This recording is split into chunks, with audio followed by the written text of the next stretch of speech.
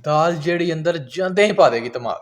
ਹਾਂਜੀ, ਹੈਰਾਨ ਕਰ ਦੇਗੀ, ਪਰੇਸ਼ਾਨ ਕਰ ਦੇਗੀ, ਪ੍ਰਾਹੁਣਿਆਂ ਨੂੰ ਉਂਗਲੀਆਂ ਚੱਟਣ 'ਤੇ ਮਜਬੂਰ ਕਰ ਦੇਗੀ।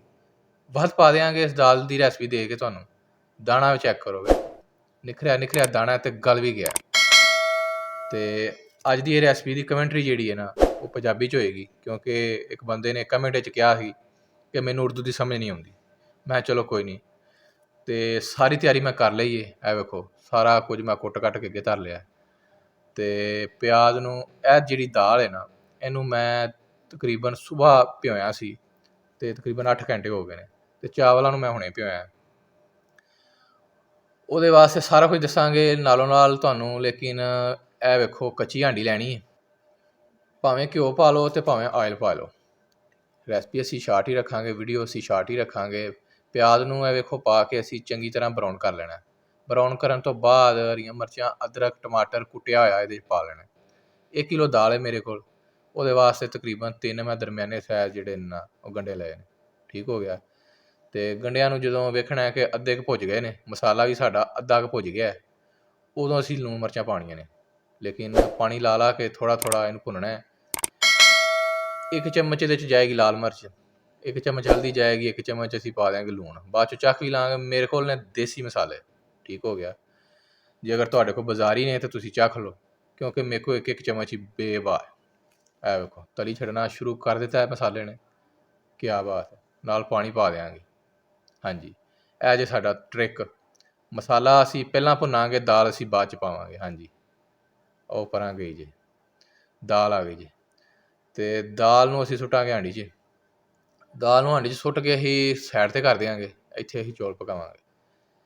ਦਾਲ ਨੂੰ ਅਸੀਂ ਦਮ ਲਾਵਾਂਗੇ ਤਕਰੀਬਨ ਅੱਧਾ ਘੰਟਾ, ਕਿਉਂਕਿ ਦਾਲ ਨੂੰ ਅਸੀਂ ਦਮ 'ਤੇ ਪਕਾਉਣਾ ਹੈ। ਕਿਉਂਕਿ ਇਹਦੀ ਅਸੀਂ ਅੰਦਰ ਜਾਂਦੇ ਧਮਾਲ ਪਵਾਉਣੀ ਹੈ। ਧਮਾਲ ਪਵਾ ਕੇ ਪ੍ਰਾਹੁਣਿਆਂ ਨੂੰ ਵੀ ਵਕਤ ਪਾਉਣਾ ਹੈ। ਅਤੇ ਪ੍ਰਾਹੁਣੇ ਤੁਹਾਨੂੰ ਪੁੱਛ ਕੇ ਜਾਣਗੇ ਕਿ ਕਿਵੇਂ ਪਕਾਈ ਜੇ, ਸਾਨੂੰ ਵੀ ਦੱਸੋ। ਠੀਕ ਹੋ ਗਿਆ। ਇਹ ਵੇਖੋ ਨਾਲ ਮੈਂ ਹੀ ਰੱਖ ਲਏ ਨੇ ਚੌਲਾਂ ਦਾ ਪਤੀਲਾ। ਅਤੇ ਚੌਲ ਜਿਹੜੇ ਨੇ ਸੁੱਟ ਲਾਂਗੇ ਪਤੀਲੇ 'ਚ। ਬਾਅਦ 'ਚ ਨਮਕ ਵੀ ਪਾ ਲਾਂਗੇ। ਚੌਲਾਂ 'ਤੇ ਅਸੀਂ ਜ਼ਿਆਦਾ ਫੋਕਸ ਨਹੀਂ ਕਰਾਂਗੇ। ਕਿਉਂ ਨਹੀਂ ਕਰਾਂਗੇ? ਕਿਉਂਕਿ ਸਾਦਾ ਚੌਲ ਨੇ, ਇਹ ਪਕਾਉਣੇ ਬਹੁਤ ਆਸਾਨ ਨੇ। ਠੀਕ ਹੋ ਗਿਆ। ਚਮਚਾ ਫੇਰ ਕੇ ਉਹਨੂੰ ਵੀ ਦਮ ਲਾ ਦਿਆਂਗੇ। ਨਾਲ ਅਸੀਂ ਦਾਲ ਵੀ ਚੈੱਕ ਕਰਦੇ ਰਹਾਂਗੇ ਥੱਲੇ ਨਾ ਲੱਗ ਜੇ। ਠੀਕ ਹੋ ਗਿਆ। ਵੇਖੋ ਜੀ ਸੇਕਾ ਨਹੀਂ ਲੱਗਾ।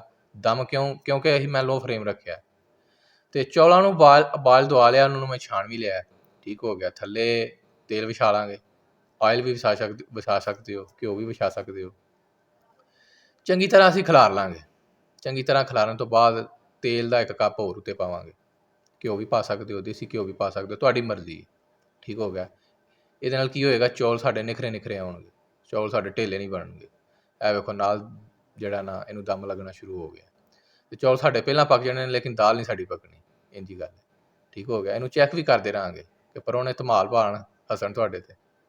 ਉਹ ਆਖਣ ਤੁਹਾਂ ਤਾਂ ਉਂਗਲੀਆਂ ਚਟਾਣੀਆਂ ਸੀ, ਇਹ ਕੀ ਕੀਤਾ ਜੇ। ਦਾਣਾ ਚੈੱਕ ਕਰੋ। ਵੇਖੋ ਘੁਲਣ ਨਹੀਂ ਦੇਣੀ ਅਸੀਂ ਦਾਲ ਨੂੰ ਅਸਾਂ ਘੁਲਣ ਨਹੀਂ ਦੇਣਾ। ਦਾਲ ਨੂੰ ਅਸਾਂ ਗਾਲਣਾ ਵੀ ਹੈ, ਪਕਾਉਣਾ ਵੀ ਹੈ। ਉੰਨੀ ਦੇਰ ਅਸੀਂ ਮਸਾਲਿਆਂ ਨੂੰ ਤਿਆਰ ਕਰ ਲਾਂਗੇ।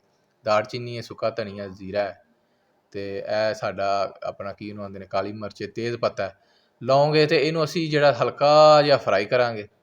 ਹਾਂਜੀ, ਇਹ ਵੀ ਇੱਕ ਟ੍ਰਿਕ ਤੁਹਾਨੂੰ ਦੱਸਣਾ, ਹਲਕਾ ਜਿਹਾ ਫਰਾਈ ਕਰਨਾ ਹੈ। ਉਸ ਤੋਂ ਬਾਅਦ ਤੇਜ਼ ਪੱਤੇ ਸਮੇਤ ਅਸੀਂ ਇਹਨੂੰ ਕੁੱਟ ਲਾਂਗੇ। ਇਹ ਵੇਖੋ, ਭਾਵੇਂ ਚਮਚ ਲੈ ਲਓ, ਕੋਈ ਛੈ ਲੈ ਲਓ, ਉਹਦੇ ਨਾਲ ਚੰਗੀ ਤਰ੍ਹਾਂ ਲਾਓ।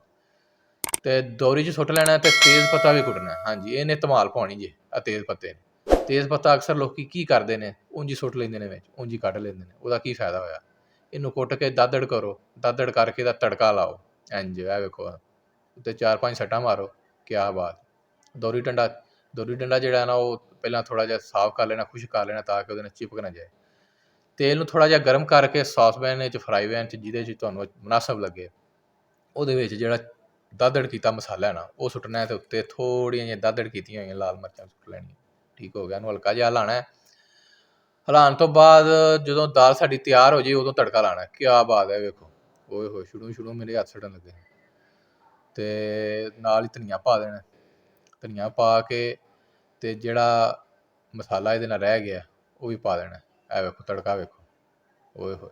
ਅਤੇ ਤੜਕੇ ਦੀ ਖੁਸ਼ਬੂ ਉੱਡਣ ਨਹੀਂ ਦੇਣੀ ਅਸੀਂ। ਹਾਂਜੀ, ਨਸਣ ਨਹੀਂ ਦੇਣੀ ਕਿਸੇ ਪਾਸੇ। ਇਹਦੇ ਉੱਤੇ ਚਪਣ ਲਾ ਦੇਣਾ। ਇਹ ਵੇਖੋ ਦਾਲ ਸਾਡੀ ਤਿਆਰ ਹੋ ਗਈ, ਗਲ ਗਈ। ਇਹਦੇ ਉੱਤੇ ਚਪਣ ਲਾ ਕੇ ਤੇ ਇਹਨੂੰ ਚੰਗੀ ਤਰ੍ਹਾਂ ਢੱਕ ਦੇਣਾ ਤਾਂ ਕਿ ਇਹਦੀ ਖੁਸ਼ਬੂ ਜਿਹੜੀ ਹੈ ਨਾ ਉਹ ਕਿਸੇ ਪਾਸਿਓਂ ਨਾ ਨਿਕਲੇ, ਕਿਸੇ ਪਾਸੇ ਇਹਨੂੰ ਜਾਣ ਨਹੀਂ ਦੇਣਾ। ਕਿਉਂਕਿ ਅਸੀਂ ਇਹਦੀ ਧਮਾਲ ਪਾਉਣੀ ਹੈ। ਉਨੀ ਦੇਰ ਕੀ ਕਰਾਂਗੇ ਅਸੀਂ, ਜਿੰਨੀ ਦੇਰ ਤੱਕ ਦਮ ਲੱਗਦਾ, ਛੋਟਾ ਜਿਹਾ ਦਮ ਹੈ, ਅਸੀਂ ਨਾਲ ਬਣਾਉਣੀ ਹੈ ਚਟਨੀ। ਕਿਆ ਬਾਤ, ਪੁਦੀਨਾ, ਹਰਾ ਧਨੀਆ ਅਤੇ ਹਰੀ ਮਿਰਚ, ਇਹਨੂੰ ਵੀ ਚੰਗੀ ਤਰ੍ਹਾਂ ਫੈਂਟ ਲੈਣਾ, ਬਰੀਕ ਕਰ ਲੈਣਾ ਥੋੜ੍ਹਾ ਜਿਹਾ ਦੋਰੀ ਡੰਡੇ 'ਚ। ਬਰੀਕ ਕਰਨ ਤੋਂ ਬਾਅਦ ਇਹਨੂੰ ਪਿਓਰ, ਅਸੀਂ ਲਈਏ ਪਿਓਰ ਚਾਟੀ ਦੀ ਲੱਸੀ, ਤੁਸੀਂ ਦਹੀਂ ਵੀ ਇਸਤੇਮਾਲ ਕਰ ਸਕਦੇ ਹੋ, ਲੇਕਿਨ ਸਾਡੇ ਕੋਲ ਚਾਟੀ ਦੀ ਲੱਸੀ ਹੈ ਸੀ। ਅਸਾਂ ਆਖਿਆ ਚਲੋ ਇਹਦੇ 'ਚ ਇਹਨੂੰ ਮਧੋਲ ਲੈਂਦੇ ਹਾਂ। ਇਹਨੂੰ ਚੰਗੀ ਤਰ੍ਹਾਂ ਇਹਨੂੰ ਮਿਕਸ ਕਰ ਲੈਣਾ। ਮਿਕਸ ਕਰਨ ਤੋਂ ਬਾਅਦ ਅਸਾਂ ਇਹਨੂੰ ਖੁੱਲ੍ਹੇ ਮੈਦਾਨ 'ਚ ਲੈ ਆਉਣਾ, ਦਾਲ ਨੂੰ ਅਤੇ ਚਟਨੀ ਨੂੰ ਅਤੇ ਚੌਲਾਂ ਨੂੰ ਵੀ। ਸਾਰਾ ਕੁਝ ਖੁੱਲ੍ਹੇ ਮੈਦਾਨ 'ਚ ਆ ਗਿਆ। ਓਏ ਹੋਏ ਵੇਖੋ ਖੁਸ਼ਬੂ, ਵੇਖੋ ਖੁਸ਼ਬੂ, ਤੁਸੀਂ ਨਹੀਂ ਸੁੰਘ ਸਕਦੇ, ਮੈਂ ਸੁੰਘ ਸਕਦਾ। ਤੁਸੀਂ ਜਦੋਂ ਪਕਾਓਗੇ ਉਦੋਂ ਮੈਨੂੰ ਦੱਸਿਆ ਜੇ ਕਿ ਕਿਹੜਾ ਪ੍ਰਾਹੁਣਾ ਸੀ ਜਿਹੜਾ ਤਾਰੀਫ ਕਰਕੇ ਗਿਆ। ਕਮੈਂਟ ਸੈਕਸ਼ਨ 'ਚ ਮੈਨੂੰ ਜ਼ਰੂਰ ਦੱਸਿਆ ਜੇ। ਚੌਲ ਵੇਖੋ ਕਿਵੇਂ ਨਿਖਰੇ ਨਿਖਰੇ ਤੇ ਗਲ ਗਏ ਨੇ, ਠੀਕ ਹੋ ਗਿਆ। ਦਾਲ ਨੂੰ ਅਸੀਂ ਥੋੜ੍ਹਾ ਥੋੜ੍ਹਾ ਕਰਕੇ ਉੱਤੇ ਪਾਵਾਂਗੇ, ਕਿਉਂਕਿ ਦਾਲ ਜਿਵੇਂ ਦੀ ਬਣੀ ਹੈ ਨਾ, ਸਾਰੀ ਉੱਤੇ ਸੁੱਟਣ 'ਤੇ ਦਿਲ ਨਹੀਂ ਪਿਆ ਕਰਦਾ। ਦਾਲ ਨੂੰ ਉੱਤੇ ਪਾਵਾਂਗੇ। ਓਏ ਹੋਏ ਹੋਏ, ਕਿਆ ਬਾਤ, ਬੰਬ ਹੈ ਬਈ, ਬੰਬ ਹੈ, ਚੱਲ ਨਾ ਜਾਏ ਇੱਥੇ। ਅਤੇ ਰੈਸਪੀ ਸਾਨੂੰ ਜੇ ਅਗਰ ਤੁਹਾਨੂੰ ਚੰਗੀ ਲੱਗੇ ਤਾਂ ਲਾਈਕ ਫਾਲੋ ਕਰ ਦਿਆ ਜੇ, ਅਤੇ ਕਮੈਂਟ 'ਚ ਜ਼ਰੂਰ ਦੱਸਿਆ ਜੇ ਕਿ ਅੱਗੋਂ ਜਿਹੜੀ ਕਮੈਂਟਰੀ ਹੈ ਨਾ ਉਹ ਕਿਹੜੀ ਜ਼ੁਬਾਨ 'ਚ ਹੋਏ, ਉਰਦੂ 'ਚ ਹੋਏ ਕਿ ਪੰਜਾਬੀ 'ਚ ਹੋਏ, ਠੀਕ ਹੋ ਗਿਆ। ਇਹ ਪਈ ਜੀ ਸਾਡੇ ਖੁੱਲ੍ਹੇ ਮੈਦਾਨ 'ਚ ਦਾਲ ਅਤੇ ਚਾਟੀ ਦੀ ਲੱਸੀ ਦੀ ਬਣੀ ਹੋਈ ਚਟਨੀ। ਅਤੇ ਨੈਕਸਟ ਵੀਡੀਓ ਤੱਕ ਸਾਨੂੰ ਇਜਾਜ਼ਤ ਦੇ ਦਿਓ। ਅੱਲਾ ਹਾਫਿਜ਼, ਸ਼ੁਕਰੀਆ।